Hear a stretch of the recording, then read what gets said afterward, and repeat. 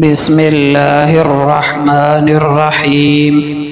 ہر نعمت پر ہمیں حکم ہے کہ اللہ کا شکر ادا کریں۔ بعض چیزیں ایسی ہوتی ہیں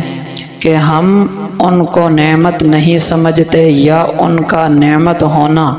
ہمارے علم اور عقل سے باہر ہوتا ہے، لیکن آقا علیہ الصلاۃ والسلام کی سنت ہے اس موقع پر بھی اللہ کا شکر ادا کرنا، چاہے اس کا نعمت ہونا ہمیں سمجھ میں نہ آئے۔ مثال کے طور پر چھینک آنا، اب بظاہر ہمیں لگتا ہے کہ یہ کوئی ایسی چیز نہیں ہے جس پر اللہ کا شکر ادا کیا جائے، لیکن بخاری شریف میں حضرت ابو ہریرہ رضی اللہ عنہ روایت کرتے ہیں کہ حضور اقدس صلی اللہ علیہ وسلم نے فرمایا، اللہ تعالیٰ کو چھینک پسند ہے اور جمائی ناپسند ہے، لہٰذا جب کوئی شخص چھینکے اور الحمدللہ کہے تو جو مسلمان سنے اس کے ذمہ حق ہے کہ وہ چھینکنے والے مسلمان کو یرحمک اللہ کہے، اور جمائی شیطان کی طرف سے ہے۔ جب کسی کو جمائی آئے تو جہاں تک ہو سکے جمائی کو دفع کرے، کیونکہ جب انسان جمائی لیتا ہے تو شیطان ہنستا ہے، یعنی خوش ہوتا ہے، کیونکہ یہ سستی کی اور غفلت کی دلیل ہے اور شیطان ایسی چیزوں کو پسند کرتا ہے۔ ایک بہت بڑے کالج کے پروفیسر نے یہ بیان کیا کہ ایک انگریز ڈاکٹر نے جب یہ والی حدیث پڑھی کہ مسلمانوں کے پیغمبر نے حکم دیا ہے کہ جو مسلمان چھینکے وہ الحمدللہ کہے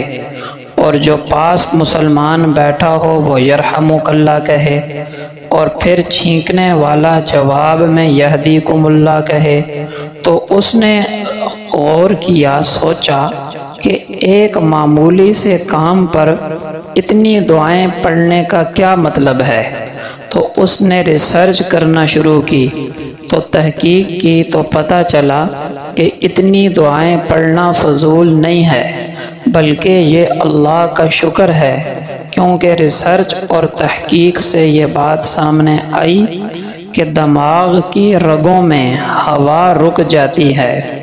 اور قدرت نے اس کو نکالنے کے لیے ایک پریشر کا انتظام کیا ہے۔ اس طرح چھینک کے پریشر کے ذریعے وہ ہوا ناک کے راستے باہر خارج ہو جاتی ہے۔ اگر یہ ہوا رکی رہے تو فالج کا خطرہ پیدا ہو جاتا ہے، اس لیے چھینکنے والے کے لیے الحمدللہ پڑھنا اور اللہ کی اس نعمت کا شکر ادا کرنا ضروری ہے۔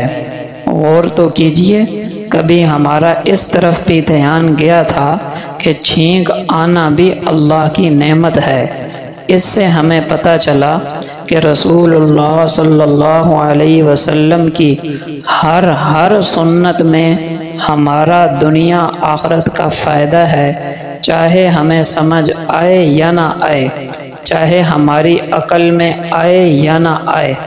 لیکن ایک بات عرض کرنا ضروری ہے، ہم اپنے نبی کی، اپنے محبوب کی، اپنے آقا و مولا کی سنتوں پر عمل کریں گے سنت سمجھ کر، نہ اس لیے کہ اس میں ہمارے فائدے ہیں دنیاوی یا سائنسی لحاظ سے۔ سائنسی لحاظ سے کوئی فائدہ ہمیں معلوم نہ بھی ہو، ہمارے لیے اتنا کافی ہے کہ یہ ہمارے نبی کی سنت ہے بس، اور اسی نیت پر ہمیں اجر ملے گا۔ اور آخری بات اس سے یہ سمجھ آئی کہ ہمارے آقا و مولا امام الانبیاء صلی اللہ علیہ وسلم کی نبوت کی مزید دلیل ہمارے سامنے آئی، اور آپ کی نبوت پر ہمارا مزید ایمان پختہ ہو گیا کہ جو باتیں 1500 سال پہلے آپ بتا گئے،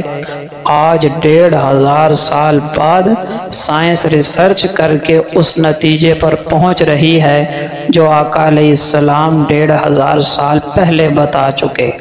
اللہ پاک کی لاکھوں کروڑوں اربوں خربوں رحمتیں اور درود و سلام نازل ہوں ہمارے نبی پر صلی اللہ علیہ وسلم پر، اور اللہ پاک ہمیں قیامت میں آپ علیہ السلام کی سفارش کا حقدار بنائے اور آپ کے ہاتھوں جام کوثر نصیب فرمائے۔